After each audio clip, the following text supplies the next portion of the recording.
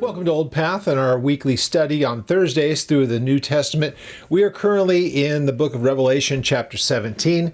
This will be week 2. We are not going to complete the chapter this week, honestly, because I just think that there is so much that is misunderstood about this. I went into a little bit last week. When we look at the title of the woman who rides this beast, I'm sure that many watching this probably have heard this, maybe even used it themselves. And they refer to the woman who rides this beast as Mystery Babylon. And we went into that last week. I'll talk about it again this week a little bit. But her name is not Mystery Babylon. Her name is Babylon the Great. And then we get a title of what makes her who she is. She's the mother of harlotry and the abominations of the earth. So that tells us who she is by characteristic and what she's about. And the name Babylon the Great is really her name.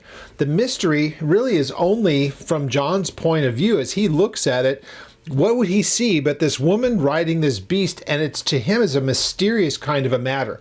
The great part about this is what we started in chapter 17 here, but in verse 7, the mystery is revealed. So it's no longer a mystery, but that does not stop people from trying to read into the text because she's Mystery Babylon to try to figure out what she is other than what seems just obvious from the text. So I favor, and I know that this is not necessarily something that's agreed upon by all. Some people see this woman as apostate Christianity and Roman Catholicism in particular. Frankly, I believe that it's beyond just something as simple as apostate Christianity.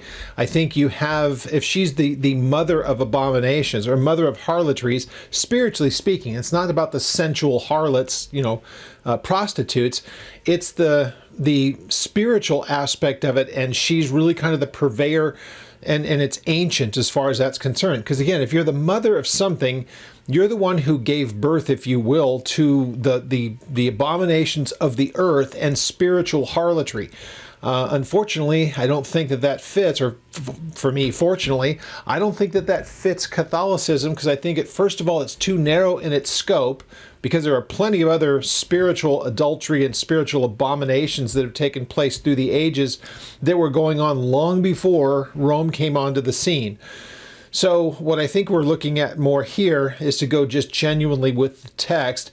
And Babylon the Great really is, that goes all the way back to the Tower of Babel. So we're talking about from Genesis 10 into 11, when you find out the guy Nimrod. We went into this a little bit last week. And so I want to make sure that we take the time with that. Now, as we will get into the text here in just a moment, I want to make sure that you know that I've been doing apologetic topics and things that I think are important that the church understands. And the one that we're going to do at the end of today's program will deal with the matter of tithing. And there's a number of people that I've read and heard and talked to over the years that vehemently say that the church should not, that there's no such thing as tithing in the church. And there's a truth to that, but that's not the whole of the truth. So we're going to go into what is the biblical principle of tithing. Is it just an Old Testament kind of a matter? Is there anything about what people should do in their obligation to support the church or ministries that they favor? And so we're going to take a look at that really quick, because it's not really a difficult topic. Usually you'll see this by people who've been burnt by churches and because they were told that they should tithe. And there are some who actually say that you're supposed to. They got a percentage on it. The cults are worse about this than others. But the idea of you should give 10%, and where's the principle for that? We're going to tackle that. I think it's an important topic. We should know about it. The other last thing, just a quick reminder, if you have anything that you would like to ask me about, please do so, oldpaththeology.net. If you have questions on the studies that we do, anything that I've mentioned, maybe topics that you would like to hear addressed, or the trip that we have going to Israel in October. We plan to leave on the 20th of October, 2025. Again, assuming everything on the ground is as it should be and that it's safe for us to travel, we'll go as we have gone. This will be my 8th time there, I believe. And I always go with the anticipation of coming back. So I don't see it as a dangerous place. And if it was at any particular time, we wouldn't go. So with that all said, here's what I want to do. I want to read the actual text itself, and then we're going to go back verse by verse through it and work through some of these things. What we're going to find by doing so, if you read them just at face value and you don't realize that the Bible has already laid out some of this for us in other places, it keeps us from kind of jumping to conclusions. So we want the text to speak for itself, which means being careful about what we read and not reading into it or reading past something, but allowing what we're reading to we will always want to do this. Look and see if there's anywhere else in the text of the Bible, anywhere else in any of the books of the Bible, Old or New Testament, and say, is the imagery here represented someplace else? Is there someplace else that we could look that would help us in our understanding of what it is that we're reading here? And when we do that, we find that, of course, there's plenty that we have elsewhere in the scriptures that really helps us in our understanding of what we see here. So we're going to go ahead and do that. I want to just make mention of a couple of things in just observationally as we look at this. And it's just, I think it's important for us to just remember what we're looking at here. And sometimes we get so removed from it because it's just not our future. This will happen on the earth, and it has nothing to do with the church.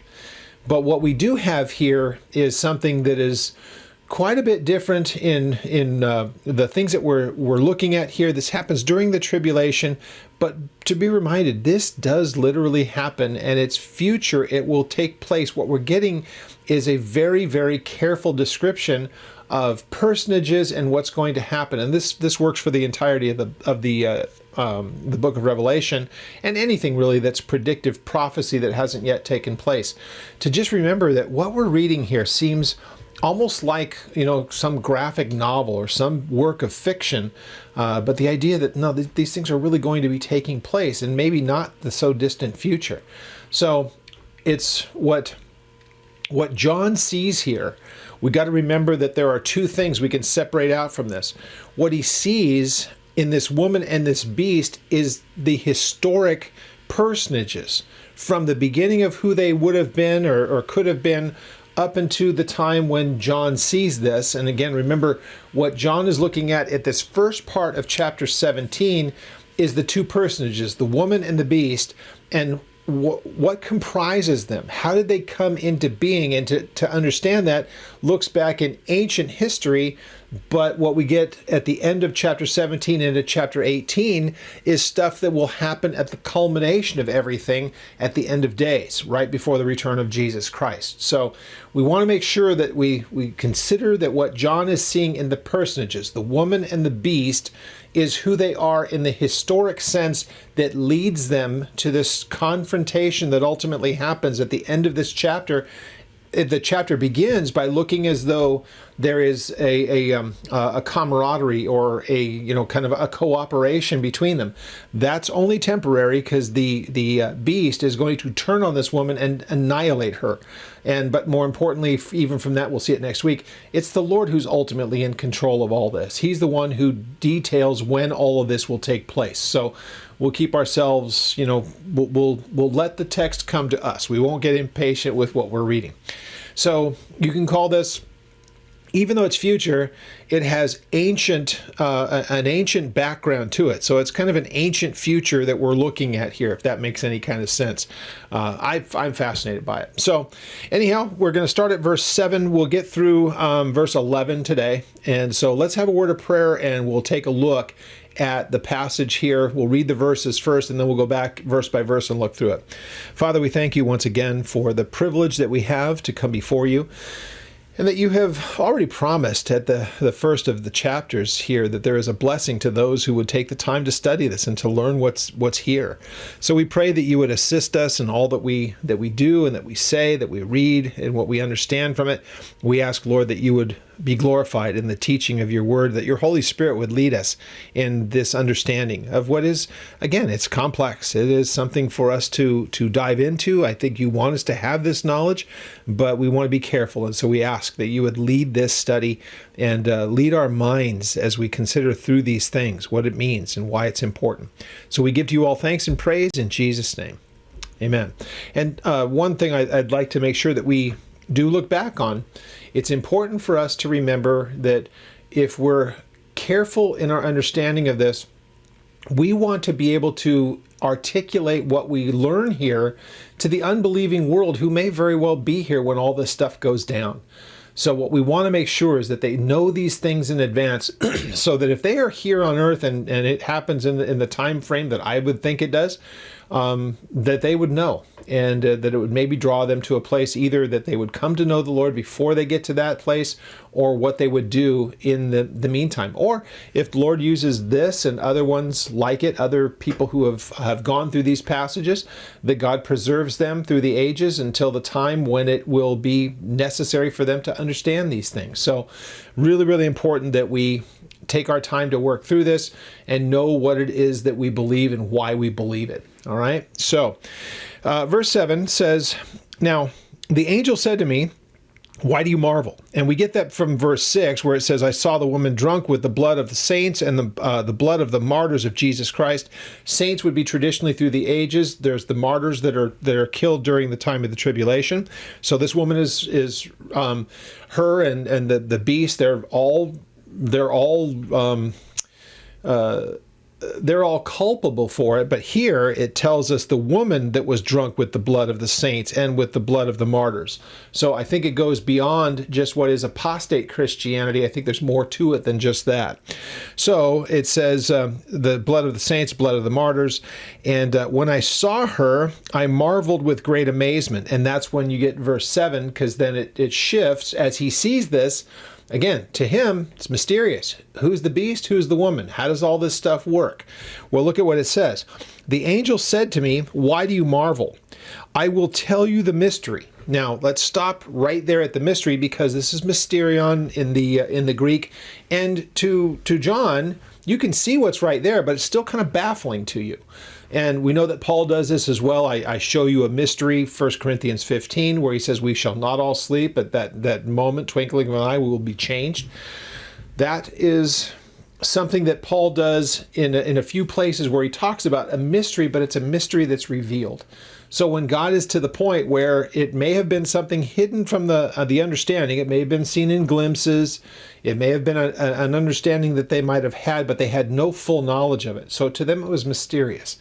To us, as we read, thinking about this way, as believers, we read these things, and anything in the Bible that's referred to as a mystery is kind of revealed to us. So even at this point, to John, as he sees this, and he's there seeing it for the first time, it's his eyes who see this for the first time human-wise, and to him it's a mystery.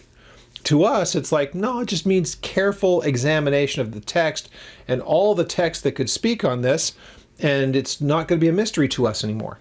So let's remember that the mystery here, as we're going to read in a moment, is not just of the woman or of the beast, but of both of them. And so we read that in verse 7, where it says, "I will show you the mystery of the woman and of the beast." So that idea of mystery as only applying to the woman, it doesn't only apply to the woman, it applies to the woman and the beast. So when you hear people say Mystery Babylon, well, wait a minute, part of the mystery that's to be revealed is not just her, but also the beast.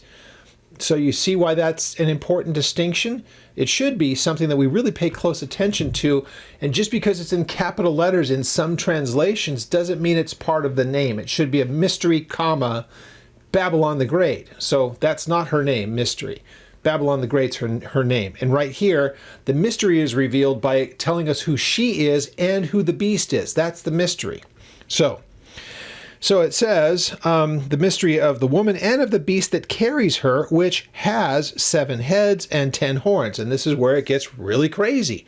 And well, because what happens after that? Let me just read on, because I keep commenting. I said I wasn't going to do that until we read the text. Verse 8. "The beast that you saw was and is not, and will ascend out of the bottomless pit and go into perdition. And those who dwell on the earth will marvel, whose names are not written in the book of life from the foundation of the world, when they see the beast that was and is not and yet is." Here is the mind and that has wisdom. The 7 heads are 7 mountains on which the woman sits. There are also 7 kings. 5 have fallen, 1 is, and the other has not yet come. And when he comes, he must continue for a short time. The beast that was and is himself also the 8th, and is of the 7, and is going to perdition. Now, it's really verses 10 and 11 that make people, they get really confused with this. But since fortunately we have some other places that really help us with our understanding on this, particularly Daniel chapter 7, which we'll go and look, and then also what we've already read in chapter 13. So chapter 13 of this beast is already shown to us. He's now seeing him again. Now, if we go back and just read chapter 13, we'll get there in a moment, you'll notice that the beast is there described to us, but there's no mention of the harlot. There's no mention of Babylon the Great. She's not in the picture. But this would be the same beast from chapter 13 that is now present here in chapter 17, and he's getting her off of the landscape because she's a rival to him. And so her usefulness is done as far as he's concerned. Again, when he's going to take over as the world dictator, if you will, this Antichrist who will make you take his mark, there's no room for anyone else. She's just been convenient to him. And so it's always been about the deception of mankind. Remember, she's the mother of spiritual harlotries and the abominations of the earth. So those abominations, again, they all stem from spiritual things. They can be very much physical things, but they're still nonetheless, they are rooted in the spirituality of it. And that's really what is at stake here. It's the souls of men. It's not the debaucheries and everything that they'll get into. Those are symptoms of the disease. The disease is spiritual harlotry. It's rejection of the God who created them for all of these other things. Again, which is why I just don't believe that this is apostate Christianity as far as the woman is concerned. Now, again, you'll notice that his description here isn't even touching anything on the woman. He's in this mystery that's being revealed. It is the mystery of the woman who's riding this beast. Everything we just read there is not talking about her, it's talking about the beast. So again, this idea of mystery Babylon doesn't make a whole lot of sense, because everything that we're looking at here is really kind of pointed at the beast. Even the description of the kings and the kingdoms, the mountains, all that stuff. Let's make sure we remember something. When we see heads and horns in chapter 13, there are crowns that are also given to them, which helps you to understand we're talking about kings. But if you have kings, you have kingdoms as well. And so all of that fits in here. So when we see horns and heads, we're thinking about, people and governments and kingdoms, as we would put them. So that means also that they have a head of state, a king that is over those kingdoms. So it's just, again, it's very important for us to remember this, and it's also what helps us to remember that we're looking at some historical things. So it's with that I want to make sure that we do that, looking at heads, horns, mountains, crowns, all that stuff. I want to do the comparison of 3 chapters. Daniel 7, Revelation 13, and Revelation 17, and we'll see the similarities. Really all that we ever get, all that we end up getting is just a little bit more detail, but we're talking about the same thing. So it depends on who's writing, and we get little bits of details. Like in 13, there are crowns on the 10 horns. In chapter 7 of Daniel, you're going to notice that he talks about this one horn that comes up and takes out 3 of the 10. There's some things that we get in the way of detail. Here, we have 7 mountains that are mentioned, as though those are somehow distinct, but we'll find by carefully reading they're not distinct at all. They're just another way of saying the same thing. So we'll see that as we get into it. Now let's look at verse 7. So the angel said to me, "Why do you marvel? I will tell you the mystery of the woman and of the beast who carries her, which has 7 heads and 10 horns." So before we even get out of verse 7, which says I'm going to reveal the mystery, he's talking about heads and horns. He's not talking about her, the cup of her abominations. He's not talking about her gold and scarlet and purple. He's not talking about any of the things that really identify the woman. That's not his focus. His focus is again on the beast. So the things that we read in chapter 13, again, pertain to the beast. That's the focus. Here in 17, once again, the focus is the beast itself. The woman is going to be destroyed, we're told at the end of this chapter, and then we get the details of that destruction and the reaction of the world when it happens, and we get that in chapter 18. So, important for us to remember, he wants to give us the information about the heads and horns. Now, he says, the beast that you saw was and is not, and will ascend out of the bottomless pit and go into perdition.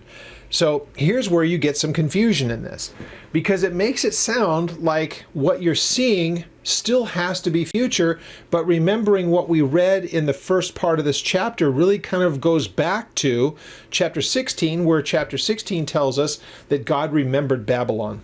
And so that means that during that seventh of the bowls that were poured out, the destruction of Babylon happens at that time. That's the stuff that happens at the end of chapter 17, and then it tells us the details of it in 18.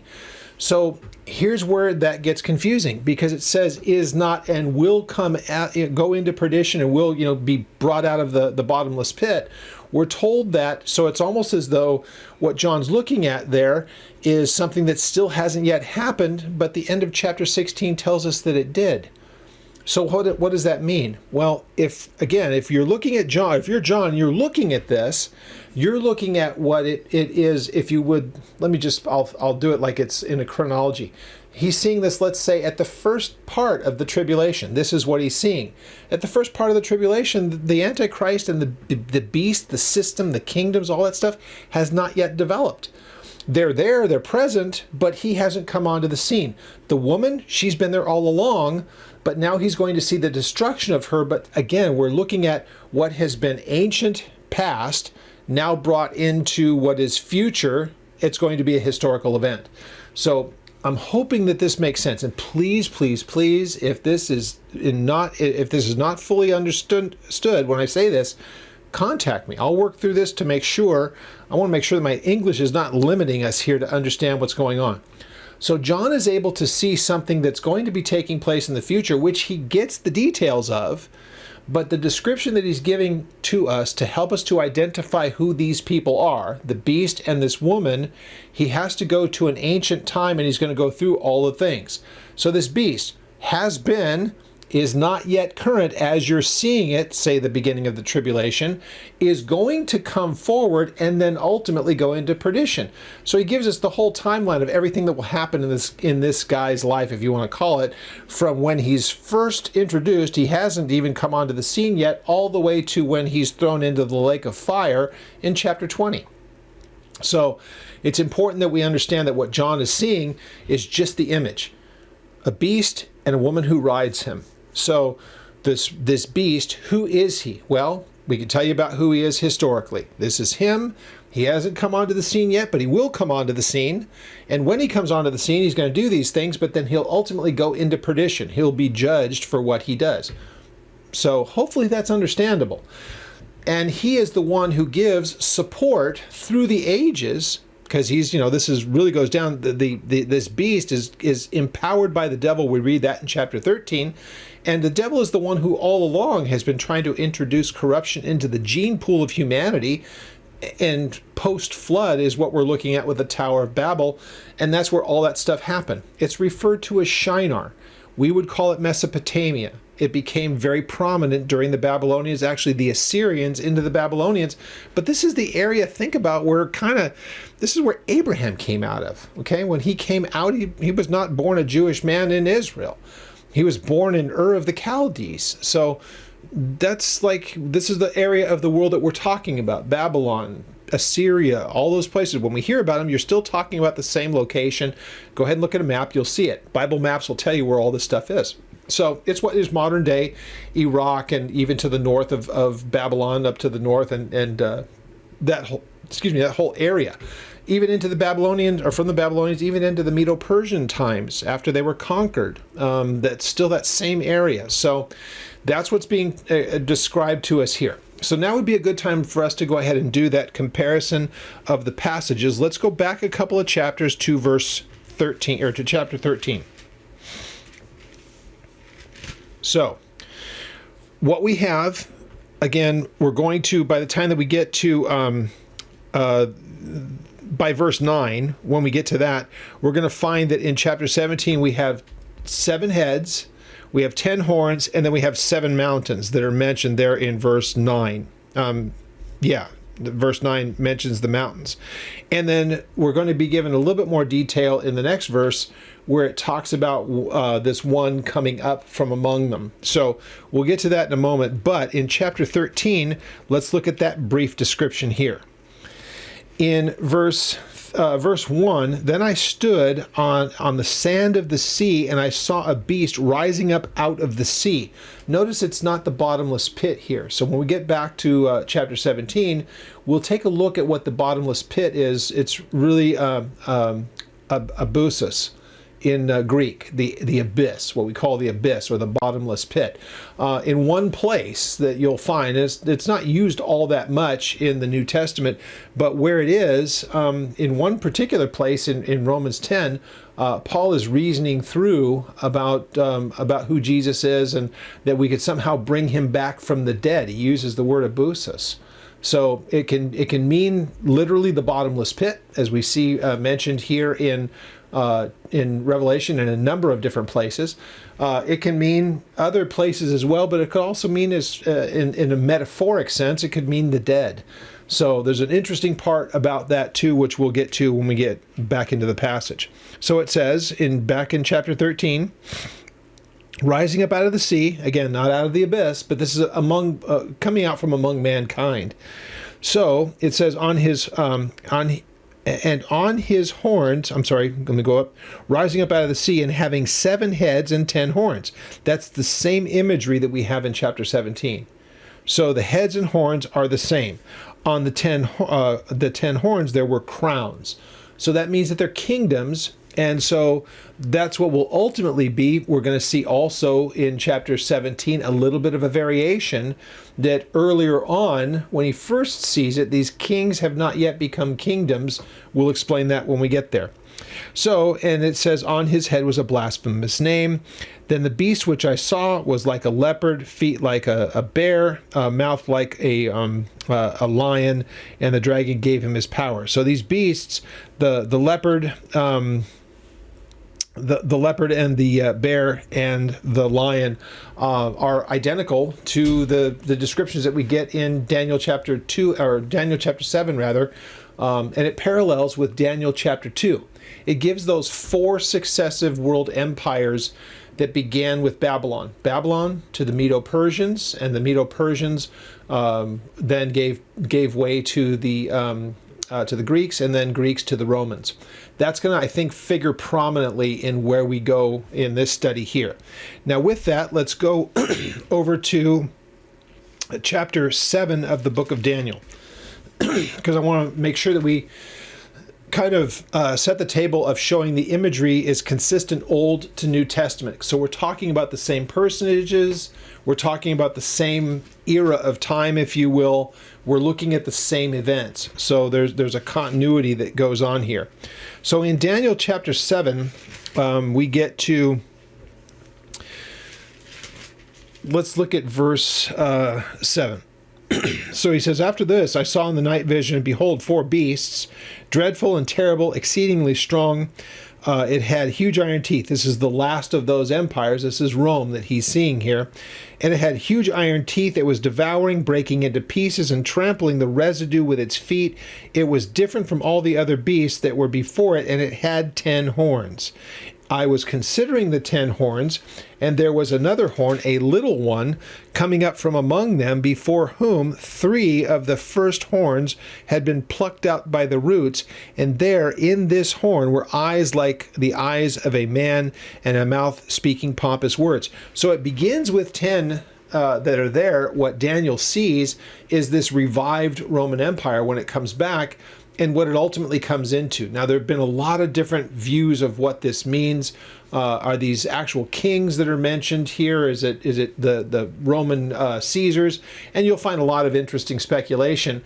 But if what we're looking at here is Daniel looking at not historic Rome, but future Rome, which I believe that's exactly what we're looking at here, because that, again, this idea of heads and horns and all that stuff, if that's his description of Rome as the fourth of the four empires, then we notice that the iron mixed with clay from chapter 2, it tells us that there's an interruption in that last of the world powers, and that it kind of comes back together. You get that in Daniel chapter 2 when you read that too.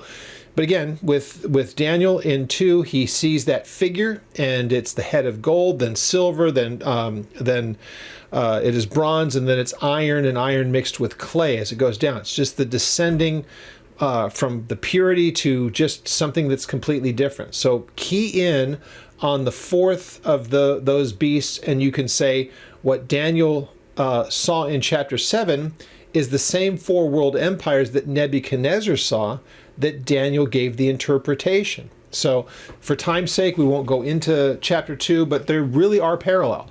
Chapter 2 and chapter 7 are talking about the same four world empires. We know them because he says, it helps us to set in motion. He tells Nebuchadnezzar, you're the head of gold. You're the first in this line. And the succession's easy to track down through history. Who defeated the Babylonians? The Medo-Persians. Who defeated the Medo-Persians? The Greeks, Alexander the Great. Who defeated the Greeks? The Romans. Easy.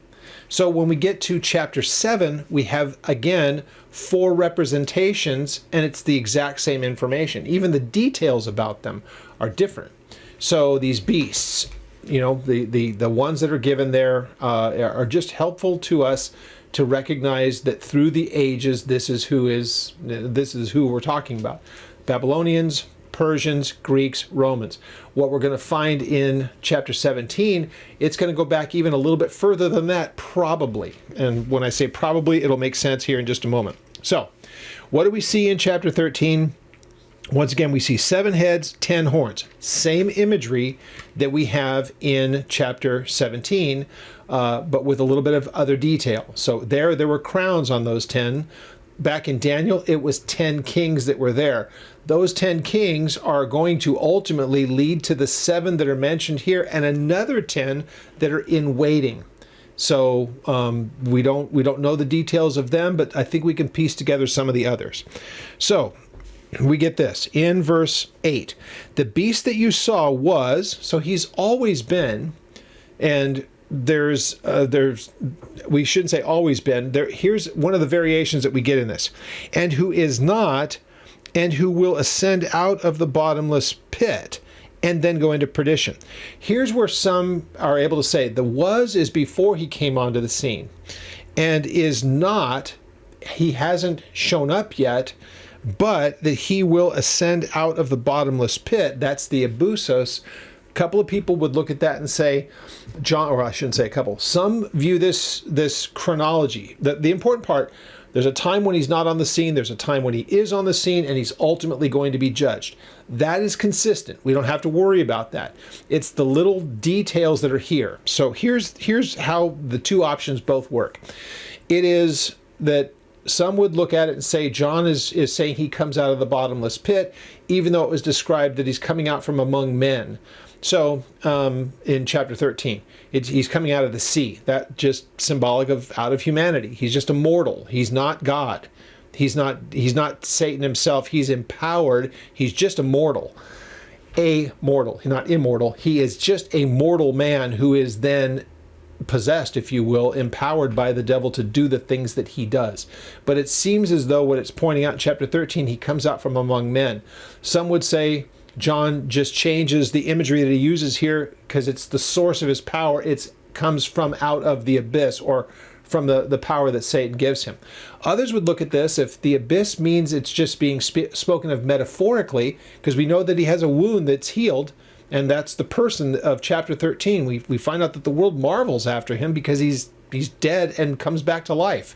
And that's how they would look at this particular passage here. He was and is not. He was on the scene, but he was killed.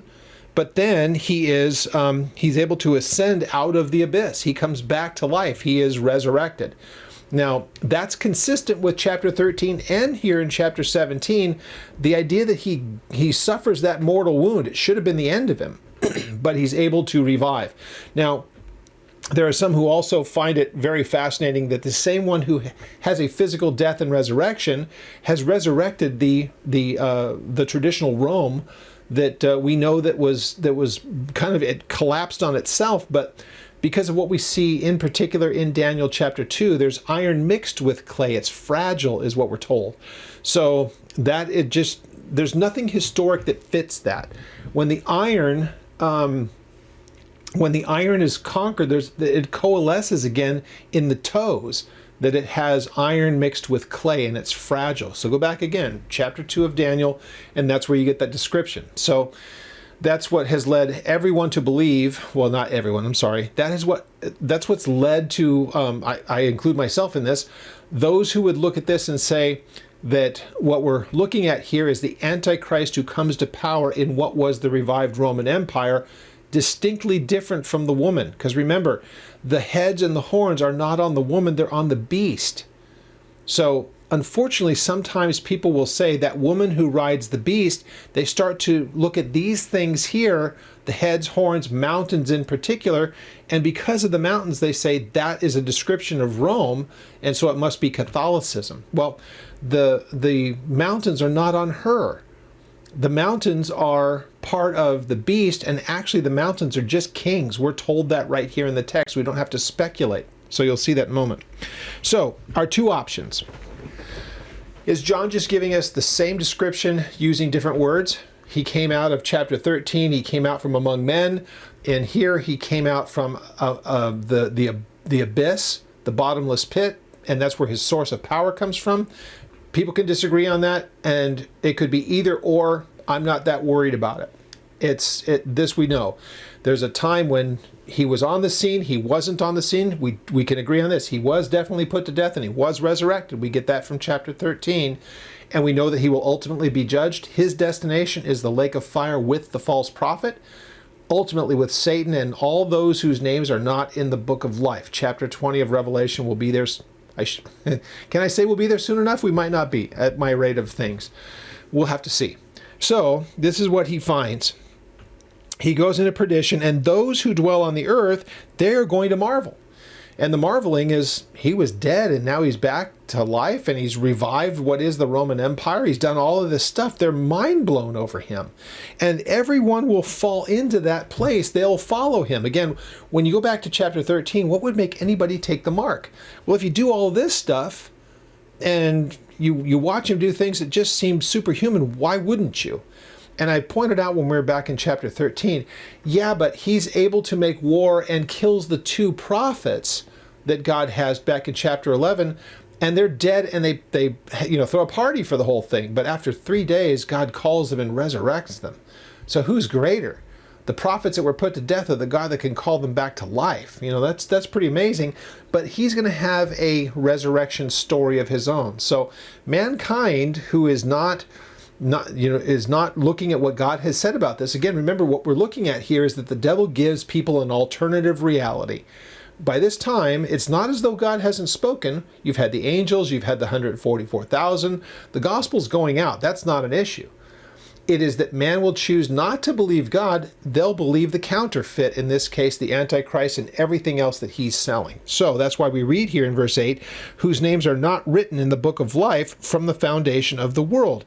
When they see the beast that was and is not and yet is, they're going to be mind blown by this guy. And they'll forget everything that they might know, that this is just somebody who's being put up as a counterfeit or as an alternative. That's what Antichrist means. It's not that he's against God, it's he's the alternative. He puts himself out there as the other option. So, notice what it says here. Here is the mind which has wisdom. The 7 heads are 7 mountains on which the woman sits. But as we look here in verse 10 or verse 12, the 10 horns, verse 11, the beast that you saw that is not is himself also the 8th. He is one of the 7 and is going into perdition. Verse 10 tells us there were also 7 kings, 5 have fallen, 1 is of the other not yet come, and he comes out. When he comes, he must continue for a short time. So the important part, I'm getting so far ahead of myself, forgive me. Verse 9, here is the mind which has wisdom. The 7 heads are 7 mountains on which the woman sits. We already know that the heads are kings. So the beast, the system, if you will, is represented by 7 kings. And there's another bit of information here. They're also 7 mountains. It's the same thing. The kings are the mountains. And for those people who believe that the 7 mountains represent Rome and therefore must be Roman Catholicism, that doesn't fit what the text says here, because we're told that the mountains are the kings. They're one and the same. It's just a different description of who they are. So this is not about the woman. This is about the beast. And who he is comprised of 7 kings. And we find out that he's going to have put down a number of others to bring himself to the place of prominence. That's exactly what we see in Daniel 7. The idea that one comes from among them. So here is the mind of wisdom. The 7 heads are 7 mountains on which the woman sits. So we already know that the 7 heads are representative of kings. Why is that? Because we get that in chapter 7 of Daniel. We also get that same imagery of kings and heads and all that stuff and horns. It's all about authorities, and it's about kings and kingdoms. So what we see in verse 10, there are also 7 kings. And so of those kingdoms, of those mountains, these are all speaking of the same thing. There are 7 of them initially. And then it says, 5 have fallen, 1 is, and the other has not yet come. And when he comes, he must continue for a short time. Now here's where, I'm so sorry I jumped ahead. Here's where we slow down for a second, because the information that's given to us here is super important. Now, what's really ultimately the prize in this? Let's think about this. What is really the reason for all of this? When the Antichrist comes onto the scene and he finally comes to his fullness of power, he's looking to put an end to Israel. He's looking to put an end to Jerusalem and all of that. He's looking to put an end to the Jews.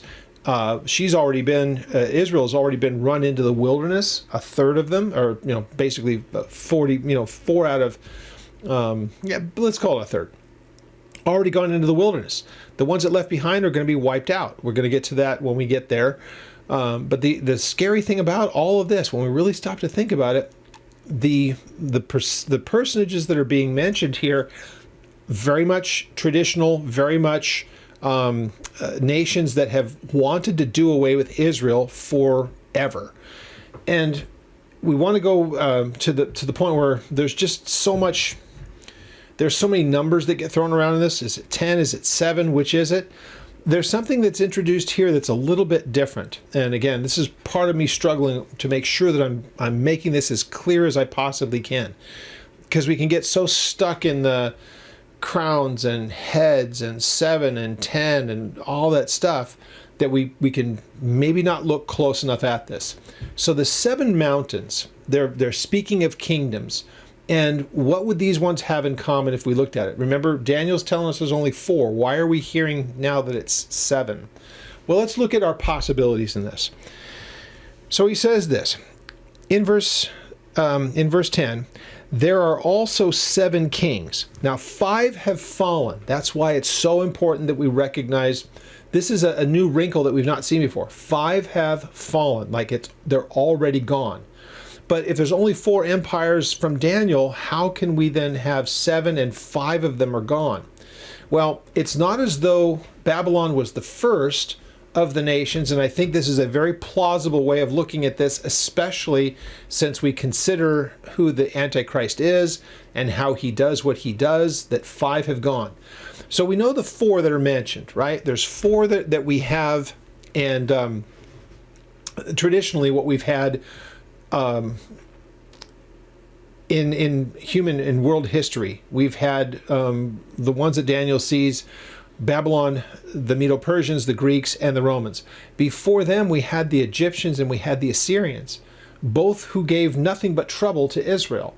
So they were the oppressor of Egypt, or Egypt rather, was the oppressor of the Jews for their time of slavery, and even to the point of trying to eradicate them as they left. Then there was the time, remember, it was the Assyrians who wiped out the northern 10 tribes, or the tribes that were in the north.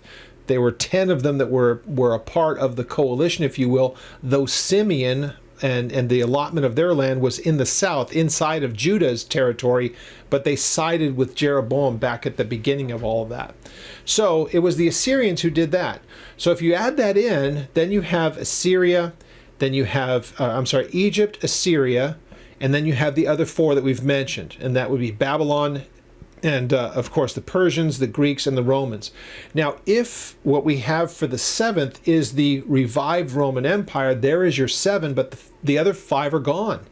So those first ones that have been mentioned, again, there is the 5 that have fallen would be Egypt, Assyria, then the Babylonians, then the Medo-Persians, and the Greeks. Rome had been, but it's at this point we're looking at it as being reestablished. Because again, these are the world empires, these are the kings. We know that he comes out from among these traditional nations. So if Rome would have been that 7th, they're now recoalesced. They would have been the 6th, but now they're recoalesced as the 7th. But notice what he ends up doing with that. So, verse 7, there are also 7 kings, 5 have fallen, and 1 is, so currently reestablished, it's come back, and the other has not yet come, and when he comes, he must continue for a short time. He's that one who comes out of that being the Antichrist. He comes out of what is the revived Roman. And the reason I believe that the Antichrist is Roman is for this passage right here. It works as far as all of our possibilities of who are these 7 that 5 have fallen. And again, since Israel's the prize, let's look back at the history of Israel and who have been their oppressors through the years. Again, run through the names again. Egypt, Assyria, then Babylon, the Medo-Persians, the Greeks, the Romans. That's 6. A revived Roman Empire would be your 7th, and he comes out of that one, the revived Roman Empire, because it's not, when it gets back together and however it's reinstituted. And remember, let's not just think Europe.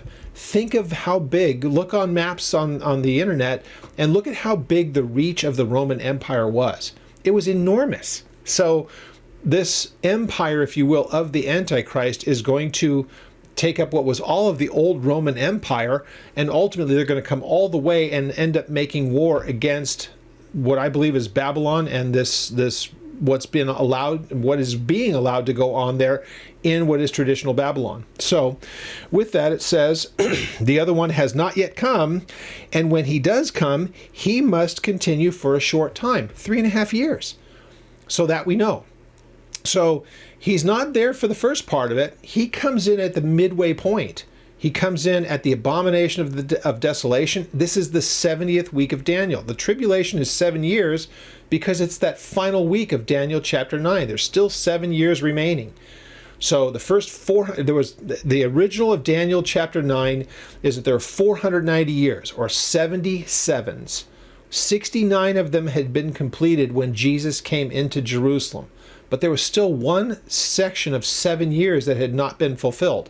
That's fulfilled in the book of Revelation, and halfway through that is when the abomination of desolation takes place. We've already studied that in chapter 13, and that lasts 3.5 years. So he must continue for a short time. Here's your short time. He sets up the abomination of desolation in chapter 13 of Revelation, and it goes haywire from that point. People start to die. They're martyred. People will take the mark. There's no hope for them at that point. That's all the stuff that we've studied. So when we look at what it says after that, now this beast that was and is not is himself also the 8th, and is of the 7, and is going into perdition. So he's the one through all of those nations, through all of history, who has tried to eradicate Israel and looked to conquer them, but God intervenes. He's going to come out of all of them because that's a succession. Remember, if we look at it historically, the oldest of the old of the oppressors of Israel is Egypt. Gave way to the Assyrians, and they were ultimately conquered by the Assyrians. The Assyrians gave way to the Babylonians, to the Persians, to the Greeks, to the Romans. now a revived Roman Empire, and he comes out of that revived Roman Empire.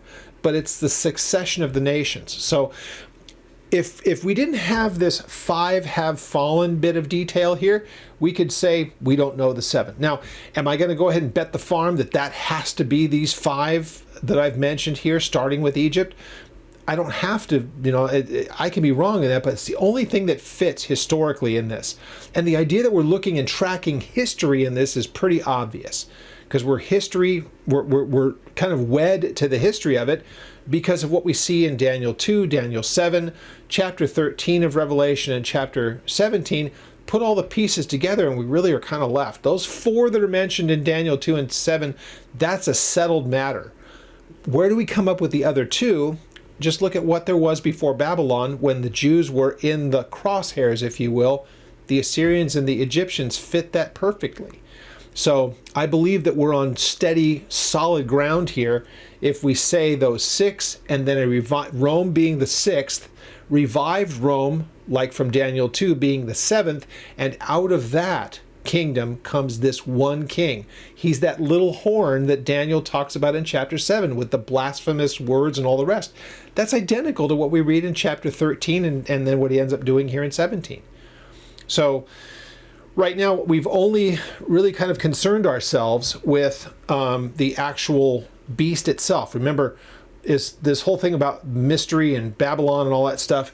Hopefully we've been able to put that aside and say, I think we should be able to conclude we're talking about Babylon, traditional Babylon. And if you want to, you can see the things that they're doing in the reestablishing of modern day Babylon. There's things going on in that part of the world. We don't hear a lot about them. There's just a lot of other things going on. It's being done kind of quietly. And the only reason that it would be revived is because God said that it would be, and it's going to be that kind of hub in this time.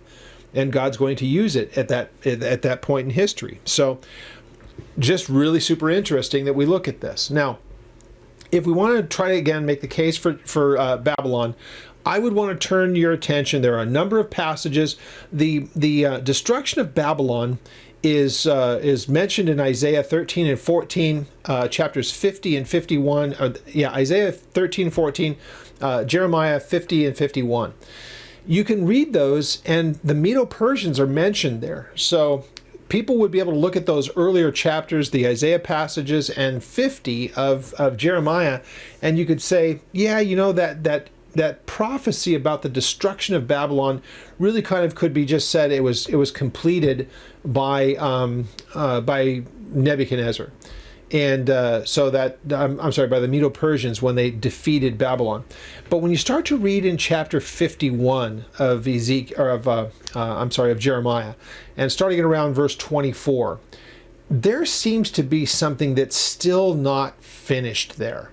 Because the discussion about the completeness of that destruction is a little bit different than what we see traditionally and historically. Go back and look, because it talks about the same kind of destruction that we hear about Tyre and the destruction of Damascus that are mentioned.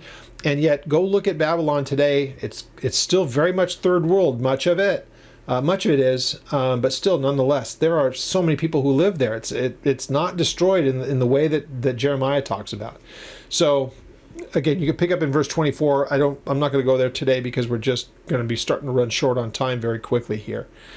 So the first part that I wanted to do, because now look at what we're going to see next week. The 10 horns which you saw, they are 10 kings who have received no kingdom as yet, but they receive authority for 1 hour as kings within the beast.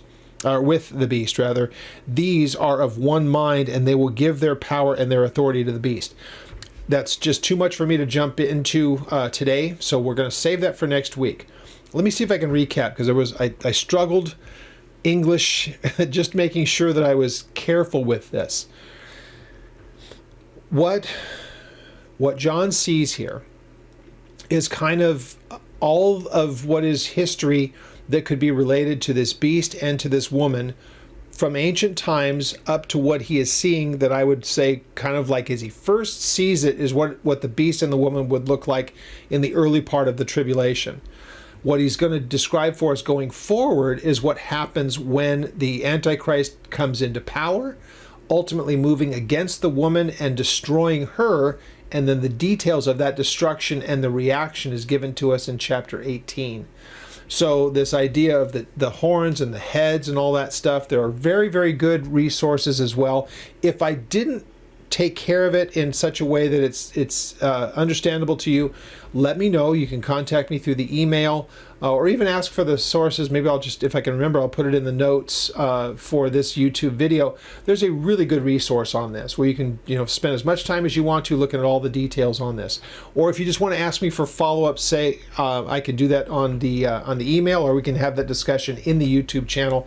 I can go through it again. And I really probably should have put together a graphic. Maybe I'll do that for next week's study, is to put up a graphic of the kingdoms, the kings, the heads, the crowns, all that different stuff, because it can get a little bit wonky and maybe sometimes a little bit hard for us to try to put all the pieces together. So we'll end here at verse 11. This one is going to come out from among them. Remember, he's this little horn that is mentioned in chapter 7 into chapter 8 of Daniel, but chapter 7 really deals with him, and actually chapter 7 really deals with him, of Daniel. And what we have here is the description of the Antichrist. It's really giving us more detail than what we had in chapter 13. And actually the chapter 13 details probably a little bit more. This just helps us helps us to understand we're talking about the same guy, the Antichrist. So we pick up at verse 12 next week, and we'll probably finish out the chapter. Now, as I had said at the beginning, I wanted to work on something that becomes a bit of a topic, and it becomes contentious sometimes with people about, well, we shouldn't tithe. There shouldn't be tithing in the church. And if we want to make sure that we understand the term tithe, you find it in the Old Testament. Mahaser, I believe, is the word for it in Hebrew, and it just means a tenth part. So it's something that's codified in the law. They're told that they are to give this tithe, meaning a tenth of whatever it is, and that's to be something that's given to the Lord, whether it's livestock or grain or whatever it is that they produce. The 10% is supposed to be the best. It's supposed to be the 10% of their increase. What God gives them, they give back to Him the best, the 10% that's up on the front end of it. Though it's codified and it's told that this is what their obligation is in the law, it's not the first time that we see it. So what you find a lot of times in the Old Testament, when the law tells people that they're supposed to do something, it's not as though that's the first time that it's been done.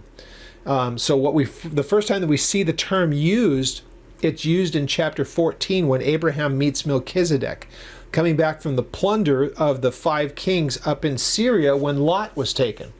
And when he comes back, he meets Melchizedek, and he gives Melchizedek a 10th part of the spoils from the routing of those kings.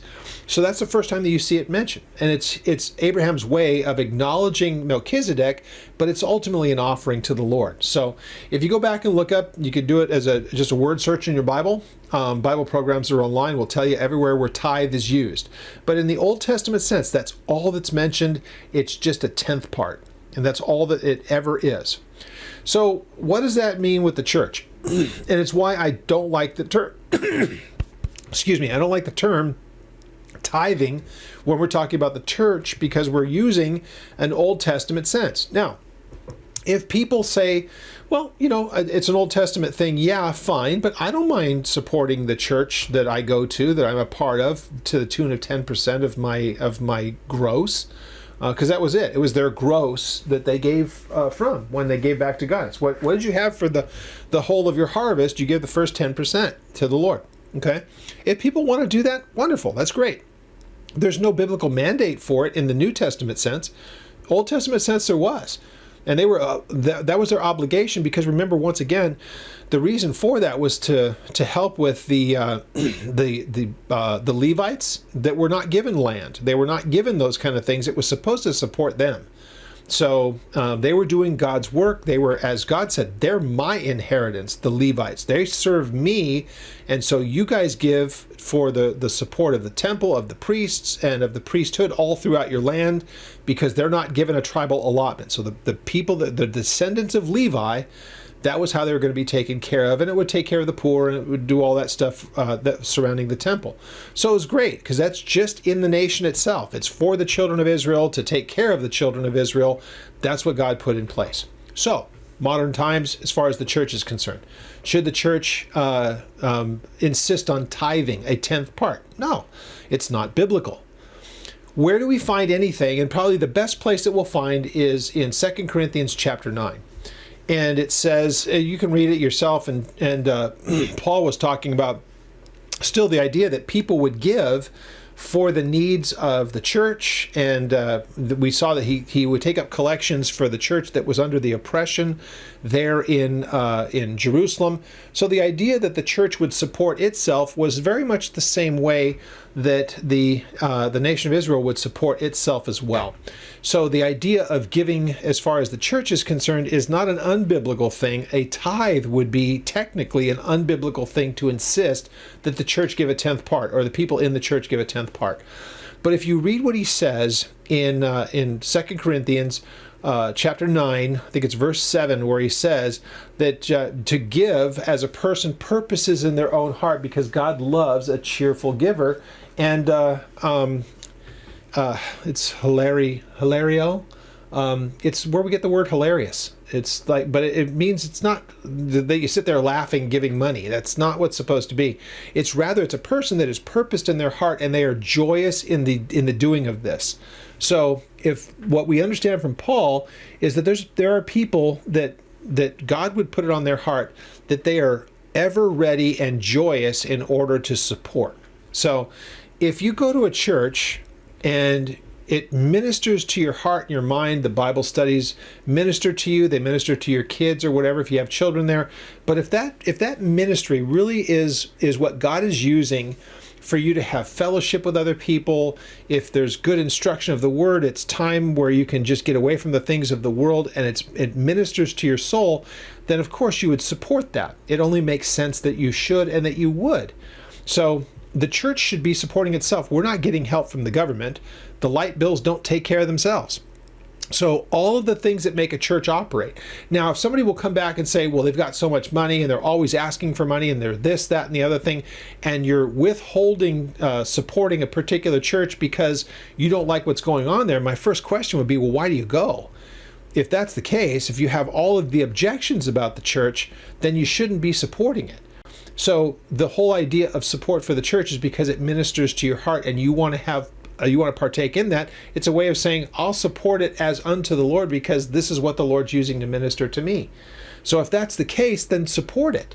It's only right. Again, read what we see there in 1 Corinthians 9. He's not telling you a tithe, but he is telling you to support the ministry that's ministering to you. And he's not talking to the 21st century. He's talking to the church there at Corinth. But it really does fit nicely as far as the church is concerned. If God is using something to minister to your heart, support it. Because without support, and again, I pastored in California, I can definitely tell you this. If the people who called that church home did not support it financially, we'd have closed the doors because I couldn't pay for it. It was a building, and it had, all the things that a building would cost to run and to operate. So there has to be some kind of support there, unless somebody's just independently wealthy and they're going to pastor the church and they're just, fabulously wealthy and don't accept any tithe. I don't know anyone that's like that. So it's always supported by the people that are inside. So very simple answer. Does the Bible tell us that the church should pay a tithe, a 10th part? No, it does not.